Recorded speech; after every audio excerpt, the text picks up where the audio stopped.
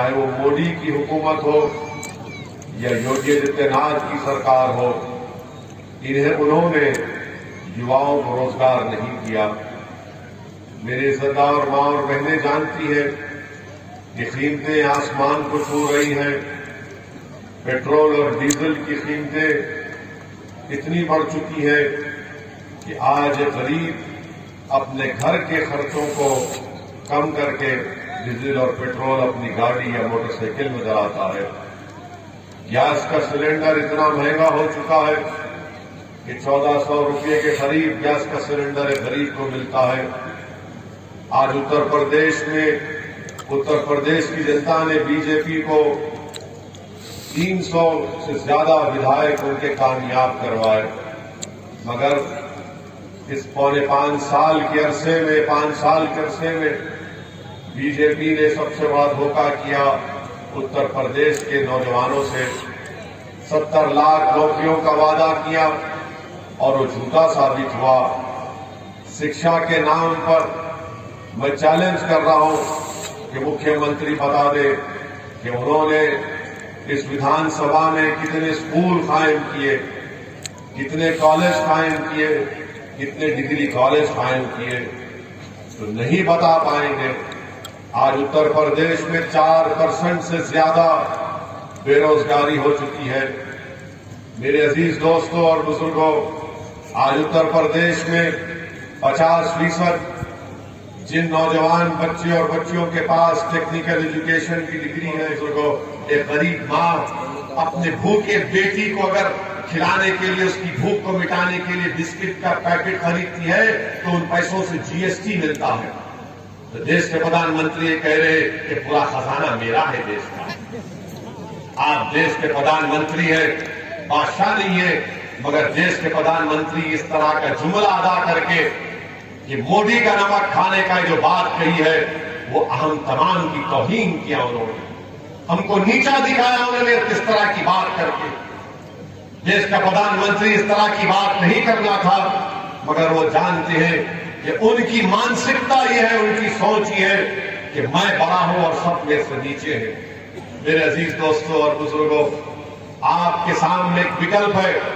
बाबू सिंह कुशवाहा और ओवैसी मिल गए हैं, हमने अपने दिलों को मिला दिया है और हमारी कोशिश ये की है कि हिस्सेदारी की लड़ाई में आपको अपना हिस्सा मिले। समाजवादी पार्टी के बारे में इतना ही कह सकता हूं कि जब समाजवादी पार्टी के मुखिया से, अध्यक्ष से एक मीडिया के चैनल ने पूछा कि बताइए अखिलेश, कर्नाटक में जो हिजाब और निकाब का मसला चल रहा है, इस पर आप क्या बोलेंगे? तो अखिलेश ने कहा सुनाई नहीं दे रहा मुझे।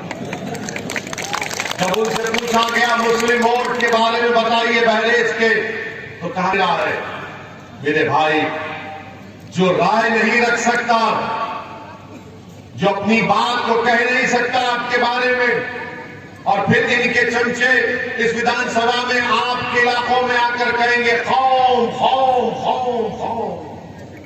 ये कौन सी कौम से मोहब्बत है कि तुम्हारा अध्यक्ष हिजाब और निकाब पर जबान नहीं खोल सकता? क्यों नहीं खोल सकता? डरते हैं कि अगर बोलेंगे तो वहां का वोट नहीं मिलेगा, फिर यहां का वोट कैसे मिलेगा? अरे ये तो अपना कैदी है, इसको डराओ बीजेपी से, डर के वोट दे देगा। आखिर हमारी गाड़ी पर ही क्यों चलाई गई? गोली चलाने वाले ने पुलिस को कहा कि वो इसी को 3 महीने से उसका पीछा कर रहे थे। हम इसी तरह जनसभा में थे, मगर जनता की भीड़ की उसको गोली नहीं चला सके, तो हमने टोल गेट के पास इंतजार किया कि करीब से उसको गोली चलाकर उसको खत्म कर देंगे। आखिर हम पर ही गोलियां क्यों चलाई गई? कभी सोचो आप, हमारी जिंदगी की अहमियत नहीं है, हम पर आप सब आने जाएंगे एक दिन, जमीन की रजा बनेंगे, हमारी हड्डियां गल जाएंगी जमीन में, मगर याद रखिए जिंदगी में आप क्या करके जाते हैं वो पूछा जाएगा। दौलत कितनी कमाई नहीं पूछा जाएगा, शोहरत कितनी कमाई नहीं पूछा जाएगा, ये पूछा जाएगा कि तूने दौलत और शोहरत कमाई, तूने गरीबों पर, मजलूमों का उसका कैसा इस्तेमाल किया। मेरे अजीज दोस्तों और बुजुर्गों, मौत तो जिंदगी की सबसे बड़ी हकीकत है। सबको जाना है इस दुनिया से, जो आएगा वो जाएगा, कोई नहीं रहेगा यहां पर। हम भी जाएंगे, मगर जब तक रब्बे करीम हमको जिंदा रखेगा, इंशाअल्लाह ताला हम हमेशा आपके लिए, गरीबों के लिए, मजलूमों के लिए लड़ते आए, लड़ते रहेंगे।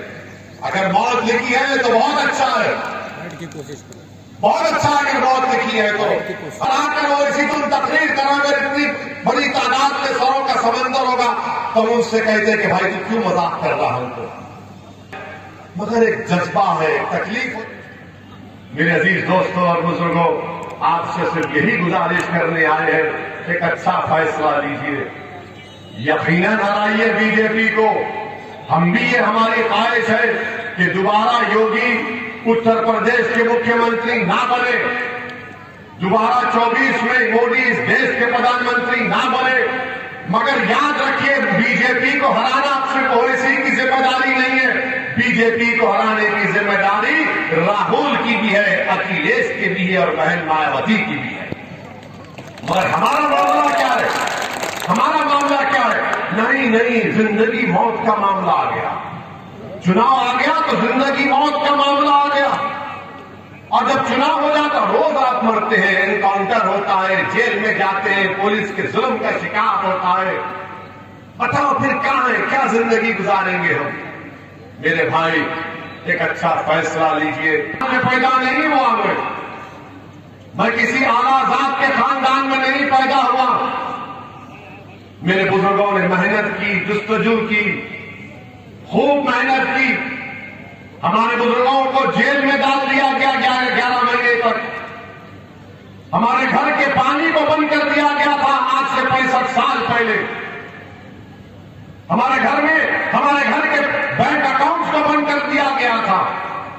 तो खाक और खून के दरियाओं से गुजरकर असदुद्दीन ओवैसी यहां तक आया। नहीं दी, ना बीजेपी ने इनकी कोई मदद की। जब कोविड की महामारी हुई तो उत्तर प्रदेश की जनता ने और देश की जनता ने अपनी आंखों से देखा कि कैसे पानी पर गरीबों की लाशें बह रही थी। वो लाश किसी के मां की थी, किसी के पिता की थी, किसी के पत्नी की थी, किसी के बेटे की थी। दुनिया ने देखा कि गरीबों के पास अपने मां और पिता के अंतिम संस्कार करने के लिए लकड़ी के पैसे नहीं थे, तो उन्होंने जमीन पर उसको दफना दिया, या किसी को जमीन या कब्रिस्तान नहीं मिली तो दुनिया ने देखा कि नदी के किनारे कुत्ते किसी के बाप और किसी की मां की लाश को नोच कर खा रहे थे। अब फैसला आपको करना है कि इन तमाम नजारों को देखने के बाद भी क्या आप ये डबल इंजन की सरकार का साथ देंगे? जब आपको जरूरत थी हाथ थामने की, उन्होंने आपके हाथ को नहीं थामा। जब जरूरत थी आपकी आंखों से बहने वाले आंसुओं को पोंछने की, तो उन्होंने अपनी नजरों को आपसे मोड़ लिया। जब जरूरत थी कि आपको कोई दिलासा दिलाए, मगर इन्होंने आपको दिलासा नहीं दिलाया। मेरे अजीज दोस्तों, मेरे अजीज बुजुर्गों और मेरे गयूर नौजवान साथियों, ये चुनाव कि लोकतंत्र को मजबूत किया जाए और आवाम अपनी पसंद और नापसंद का इजहार करे। आज हम आपसे अपील करने आए हैं कि बीजेपी की सरकार के ये पूरे कारनामे आपके सामने हैं। जब मुख्यमंत्री से सवाल किया जाता है इन बातों का, तो मुख्यमंत्री की जबान से निकलता है 80 और 20% की बात करते हैं। स्कूल आपने बनाए शिक्षा के लिए, तो मुख्यमंत्री कहते हैं कि मई जून में मैं बर्फ डालूंगा। जब मुख्यमंत्री से पूछा जाता है कि अंतिम संस्कार करने के लिए गरीबों को लकड़ी नहीं मिली, न दफनाने के लिए जमीन नहीं मिली, तो मुख्यमंत्री कहते हैं कि हमने शमशानों में लाइट लगा दी। आप बताइए कैसा मुख्यमंत्री है ये, कि क्या क्या कह देता है कि अप्रैल मई जून में बर्फ डालेंगे, और देश के प्रधानमंत्री उनको मजबूरन इस बात को कहना पड़ा। इसी जिले में आए थे प्रधानमंत्री, आकर कहना पड़ा कि आवारा पशुओं के लिए 10 मार्च के बाद कुछ फैसला किया जाए। देश के प्रधानमंत्री को नहीं मालूम कि 2017 के बाद उत्तर प्रदेश में आवारा पशु बढ़ गए, किसान को 2 रोजगार मिल गए। एक तो दिन में खेती करो और रात में जाकर अपनी खेत की रखवाली करो। आज प्रधानमंत्री कह रहे कि मैं आपको आश्वासन दे रहा हूं कि 10 तारीख के बाद मैं कुछ करूंगा। ये कुछ करूंगा का मतलब ये है कि जब 2014 में मैं कहा था कि हर साल 2 करोड़ नौकरी मिलेगी, कुछ नहीं हुआ। कुछ करूंगा का मतलब यह है कि हर एक के अकाउंट में 15 लाख डाल दूंगा, 15 पैसे नहीं आए, वही करूंगा। तो देश के प्रधानमंत्री इस तरह की जुमलेबाजी कर चले जाते हैं। मैं हमारे ओबीसी समाज के नौजवानों से अपील कर रहा हूं कि आपको हिंदुत्व के नाम पर बीजेपी ने आपसे वोट लिया, सत्ता जब मिल गई तो बाबा को राज पर बिठा दिया। अब ये ओबीसी समाज के लोगों को सोचना चाहिए। कभी ठोक दो की पॉलिसी, कभी बुलडोजर की पॉलिसी।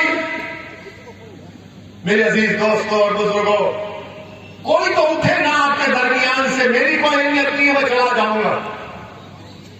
कोई तो उठे जो तुम्हारी बात करे, कोई तो उठे जो जुल्म के खिलाफ आवाज उठाए। याद रखिए, आपके पास 2 लोग हैं, एक यजीद है, एक फिरौन है। एक यजीद है, एक फिरौन है। आप किसको वोट करेंगे? आप समझ चुके हैं ना? एक यजीद है, एक फिरौन है। आप यजीद को हटाएंगे तो फिरौन आ जाएगा।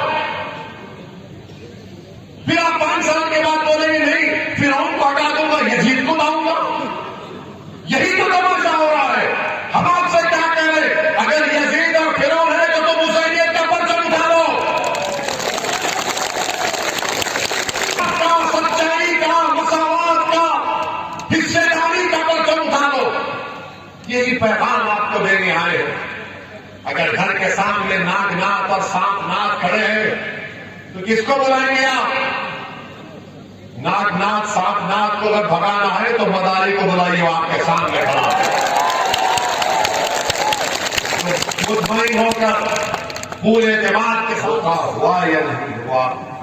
मेरे अजीज दोस्तों और बुजुर्गों, देश के प्रधानमंत्री इतना अहंकार में डूबे हुए, गुरूर और तकब्बुर का शिकार हो चुके कि देश के प्रधानमंत्री अपने आप को देश का प्रधानमंत्री नहीं, देश का चौकीदार नहीं, बल्कि देश के प्रधानमंत्री ये समझ रहे हैं कि मैं दिल्ली का बादशाह सलामत बन चुका हूं। इसीलिए देश के प्रधानमंत्री नरेंद्र मोदी की जबान से ये जुमला निकला कि उत्तर प्रदेश की जनता मुझसे कह रही है, प्रधानमंत्री कह रहे हैं कि उनसे कह रही है कि हमने मोदी का नमक खाया, उसको इसलिए वोट देंगे। आप बताइए, ये कोई बात है?